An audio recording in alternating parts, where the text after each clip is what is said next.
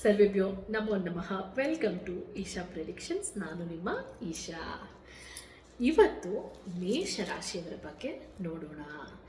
ಮೊದಲನೇದಾಗಿ ಮೇಷರಾಶಿಯವರಿಗೆ ಈ ವರ್ಷ ಹೇಗಿದೆ ಅಂತ ತಿಳ್ಕೊಳ್ಳುವಂತಹ ಕುತೂಹಲ ಇದ್ದೇ ಇರುತ್ತೆ. ಸೊ ಬನ್ನಿ, ನಿಮಗೆ ಈ ವರ್ಷದ ಯುಗಾದಿ ಹಬ್ಬದ ಶುಭಾಶಯಗಳು. ಅದರೊಂದಿಗೆ ಶುರು ಮಾಡೋಣ. ಮೇಷರಾಶಿಯಲ್ಲಿ ಹುಟ್ಟಿರುವವರು ಅಶ್ವಿನಿ ನಕ್ಷತ್ರ, ಭರಣಿ ನಕ್ಷತ್ರ ಮತ್ತು ಕೃತಿಕಾ ನಕ್ಷತ್ರದ 1ನೇ ಪಾದಕ್ಕೆ ಸೇರಿದವರಾಗಿರ್ತಾರೆ. ಮತ್ತು ನಿಮ್ಮ ಅಧಿಪತಿ ಬಂದು ಕುಜನಾಗಿರ್ತಾನೆ. ಈಗ ಈ ವರ್ಷ ಹೇಗಿದೆ ಅನ್ನೋದನ್ನು ನೋಡ್ಕೊಳ್ಳೋಣ. ಮೊದಲನೇದಾಗಿ ಅಶ್ವಿನಿ ನಕ್ಷತ್ರ ನಡೀತಾ ಇರುವಂಥದ್ದು ಕೇತು ದೇಶ. ಈ ವರ್ಷ ಆಧ್ಯಾತ್ಮಿಕ ಒಲವು ಹೆಚ್ಚಾಗುತ್ತದೆ, ಆಯಿತಾ. ಮತ್ತು ನಿಮ್ಮ ಆಲೋಚನೆಗಳಲ್ಲಿ ಬಹಳ ವೇಗವಿರುತ್ತದೆ. ಅದು ಕಾರ್ಯರೂಪಕ್ಕೆ ತರುವಾಗ ಸ್ವಲ್ಪ ಅಡೆತಡೆಗಳು ಆಗಬಹುದು. ಒಂದಿಷ್ಟು ಸಿಕ್ಕಾಪಟ್ಟೆ ಯೋಚನೆ ಮಾಡ್ತೀರಾ, ಇದು ಮಾಡಬೇಕು ಅದು ಮಾಡಬೇಕು ಅನ್ನೋದೆಲ್ಲ ತುಂಬ ಯೋಚನೆ ಬರುತ್ತೆ. ಆದರೆ ಅದು ಕಾರ್ಯರೂಪಕ್ಕೆ ತರಲಿಕ್ಕೆ ಸ್ವಲ್ಪ ಅಡೆತಡೆಗಳು ಆಗುತ್ತವೆ.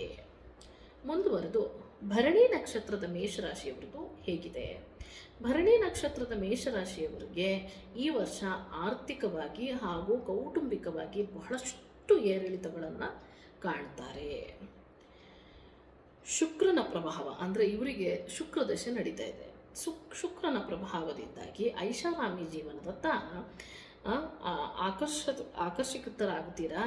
ಆದರೆ ಖರ್ಚಿನ ಮೇಲೆ ಹಿಡಿತಾ ಇರಲಿ. ಶುಕ್ರದಶೆ ನಡೀತಾ ಇದೆ ಅಂತಂದರೆ ಎಲ್ಲವೂ ಚಂದವಾಗೇ ಇರುತ್ತೆ ಅನ್ನೋ ಒಂದು ಮನಸ್ಥಿತಿ ನಮಗೆಲ್ಲರಿಗೂ ಇದೆ. ಅದಕ್ಕೆ ಅದನ್ನು ಶುಕ್ರದಶೆ ಅಂತ ಹೇಳ್ತೀವಲ್ಲ. ಆದರೆ ಖರ್ಚಿನ ಮೇಲೆ ಸ್ವಲ್ಪ ನಿಗಾ ವಹಿಸಿದ್ರೆ ತುಂಬ ಚೆನ್ನಾಗಿರುತ್ತೆ ಸ್ನೇಹಿತರೆ. ನೀವು ಮುಂದೆ ಕೃತಿಕಾ ನಕ್ಷತ್ರದ 1ನೇ ಪಾದದ ಮೇಷರಾಶಿಯವರು, ಇವರಿಗೆ ಈಗ ನಡೀತಾ ಇರೋದು ಸೂರ್ಯದಶೆ. ಸೂರ್ಯನ ಪ್ರಭಾವದಿಂದಾಗಿ ನಿಮ್ಮಲ್ಲಿ ನಾಯಕತ್ವದ ಗುಣ ಎದ್ದು ಕಾಣುತ್ತದೆ ಮತ್ತು ವೃತ್ತಿರಂಗದಲ್ಲಿ ನಿಮ್ಮದೇ ಆದ ಛಾಪು ಮೂಡಿಸ್ತೀರಾ. ಸೊ ಈ ಬಾರಿ ನೀವು ಸ್ವಲ್ಪ ನಾಯಕತ್ವದ ಗುಣಗಳನ್ನು ಹೆಚ್ಚಾಗಿ ನೀವು ತೋರಿಸ್ಕೋತೀರಾ. ಜೊತೆಗೆ ವೃತ್ತಿ ಜೀವನದಲ್ಲಿ ಪ್ರೊಫೆಷ್ನಲ್ ಲೈಫಲ್ಲಿ ತುಂಬ ಚೆನ್ನಾಗಿರುತ್ತೆ ನಿಮಗೆ. ಅಲ್ಲೂ ನಿಮ್ಮದು ಒಂದಿಷ್ಟು ಛಾಪು ಮೂಡಿಸ್ತೀರಂದರೆ something extraordinary you are going to do ಅಂತ ಅರ್ಥ. ಮುಂದುವರೆದು ಈಗ ಗೋಚಾರದ ಫಲಗಳನ್ನ ನೋಡೋಣ. ಇನ್ ಜನರಲ್ ಮೇಷರಾಶಿಯವರಿಗೆ ಇದು ಹೇಗಿರುತ್ತೆ ಅಂತ. ಸೊ ಮೇಷರಾಶಿಯವರಿಗೆ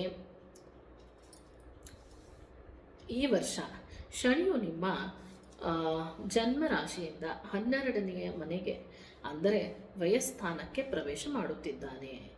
ಇದರ ಅರ್ಥವೇನು ಹಾಗಾದರೆ? ಅದು ಏನು ಆಗುತ್ತೆ 12ನೇ ಜಾಗದಲ್ಲಿ? 12ನೇ ಮನೇಲಿದ್ದರೆ ನನ್ನ ರಾಶಿಯಿಂದ ಅಂತ ಕೇಳಿದ್ರೆ ಇದರಲ್ಲಿ ಏನಾಗುತ್ತೆ, ನಿಮ್ಮ ಒಂದು ಸಾಡೆ ಸಾತಿ ಏನು ನಡೀತಾ ಇದೆ ಇದು ಮೊದಲನೇ ಹಂತಕ್ಕೆ ಅಧಿಕೃತವಾಗಿ ಇದು ಪ್ರಾರಂಭವಾಗ್ತಾ ಇದೆ. It is starting it's first journey ಅಂತ ಹೇಳ್ಬೋದು ನಿಮಗೆ.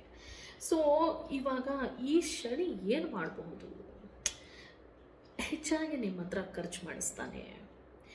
ನಿದ್ರೆ ಇಲ್ಲದೆ ಇರುವಂತಹ ಸ್ಥಿತಿಗೆ ತಲುಪ್ತೀರಾ. ಅಲೆದಾಟಗಳು ಹೆಚ್ಚಾಗುತ್ತೆ.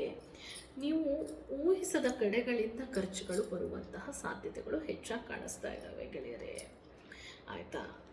ಆದರೆ ಇದು ಯಾವುದರಿಂದನೂ ನೀವು ಹೆದರುವ ಅವಶ್ಯಕತೆ ಇಲ್ಲ.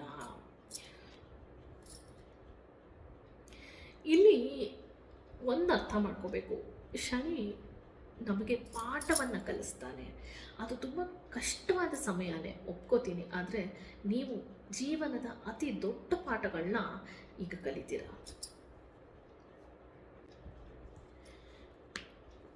ಮೇಷರಾಶಿಯವರಿಗೆ ಇನ್ ಜನರಲ್ ಹೇಗಿದೆ ಅಂತ ನೋಡೋದಾದರೆ, ಇಲ್ಲೊಂದಿಷ್ಟು ಶನಿಯ ಪ್ರಭಾವದಿಂದ ನಿಮಗೆ ಸಮಸ್ಯೆ ಉಂಟಾಗುತ್ತೆ. ಅಷ್ಟು ಸಮಸ್ಯೆ ಆದರೂ ಗುರುವಿನ ಪ್ರಭಾವದಿಂದ ಈ ಎಲ್ಲ ಸಮಸ್ಯೆಗಳನ್ನು ನೀವು ಎದುರಿಸಿ ನಿಲ್ತೀರಿ. ರಾಹುಕೇತು ಸಹ ನಿಮಗೆ ಮಿಶ್ರ ಫಲವನ್ನು ಕೊಡ್ತಾರೆ. ಜೊತೆಗೆ ವ್ಯಾಪಾರ ವಹಿವಾಟುಗಳಲ್ಲಿ ನಿಮಗೆ ಎಷ್ಟು ಹೆಚ್ಚಿನ ಜವಾಬ್ದಾರಿ ಮತ್ತು ಒತ್ತಡಗಳು ಹೆಚ್ಚಾಗುತ್ತೆ ಅಂತ ಹೇಳ್ತೀನಿ. ಹಾಗಾಗಿ ನೀವು ಸ್ವಲ್ಪ ಎಚ್ಚರದಿಂದ ಇರಬೇಕು. ಯಾವ ಕೆಲಸದ ಒಂದು ಯಾರ್ಯಾರಿಗೆ ಈ ಒತ್ತಡಗಳು ಹೆಚ್ಚಾಗಬಹುದು ಅಂತ ನೋಡೋದಾದರೆ, ಸಿವಿಲ್ ಇಂಜಿನಿಯರ್, ರಿಯಲ್ ಎಸ್ಟೇಟ್ ಅಥವಾ ಮೆಡಿಕಲ್ ಫೀಲ್ಡ್ನಲ್ಲಿ ಕೆಲಸ ಮಾಡುವವರಿಗೆ ಒತ್ತಡಗಳು ಹೆಚ್ಚಾಗುವಂಥ ಸಾಧ್ಯತೆ ಇದೆ. ನೀವೆಲ್ಲಾದರೂ ಉದ್ಯೋಗ ಬದಲಾಯಿಸಬೇಕು ಅನ್ನುವ ಮನಸ್ಥಿತಿ ಅಥವಾ ವಿದೇಶಕ್ಕೆ ಹೋಗಬೇಕು ಎನ್ನುವ ಮನಸ್ಥಿತಿಯಲ್ಲಿದ್ದರೆ ಈ ವರ್ಷ ನಿಮಗೆ ಯಶಸ್ಸು ಖಂಡಿತ ಇದೆ, ಪ್ರಯತ್ನವನ್ನು ಪಡಬಹುದು. ವ್ಯಾಪಾರಸ್ಥರು ತಮ್ಮ ಹೂಡಿಕೆಗಳ ಬಗ್ಗೆ ಜಾಗೃತಿ ವಹಿಸಬೇಕು. ಅತಿಯಾದ ಜಾಗೃತಿಯನ್ನು ವಹಿಸಬೇಕು ಅಂತ ಹೇಳ್ತೀನಿ.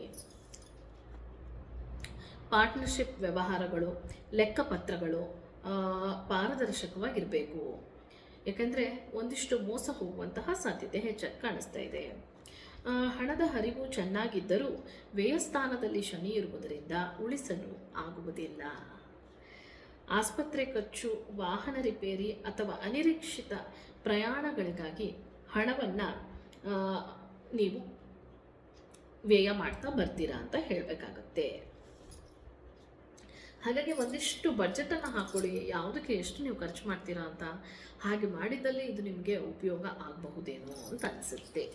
ಇವತ್ತು ಕೌಟುಂಬಿಕ, ಪ್ರೇಮ ಮತ್ತು ಸಂಬಂಧಗಳ ಬಗ್ಗೆ, ಕೌಟುಂಬಿಕ ಜೀವನದ ಬಗ್ಗೆ ಹೇಳುವುದಾದರೆ, ನೀವು ಅತಿಯಾದ ಕೆಲಸದ ಒತ್ತಡದಿಂದ ಕುಟುಂಬಕ್ಕೆ ಅಷ್ಟಾಗಿ ಸಮಯವನ್ನು ನೀವು ಕೊಡಲಾರಿರಿ. ಇದು ನಿಮ್ಮ ದಾಂಪತ್ಯದಲ್ಲಿ ಒಂದಿಷ್ಟು ಸಣ್ಣ ಪುಟ್ಟ ಬಿರುಕುಗಳಿಗೆ ಕಾರಣವಾಗುತ್ತೆ.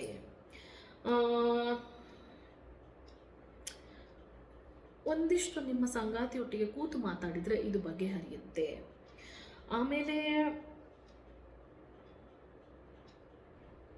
ಈ ವರ್ಷ ಯಾರಾದರೂ ಮೇಷರಾಶಿಯವರು ಮದುವೆ ಆಗಬೇಕು ಅಂತಿದ್ರೆ ಇದು ಬಹಳ ಶುಭವಾದ ಸಮಯ ಅಂತ ಹೇಳ್ತೀನಿ.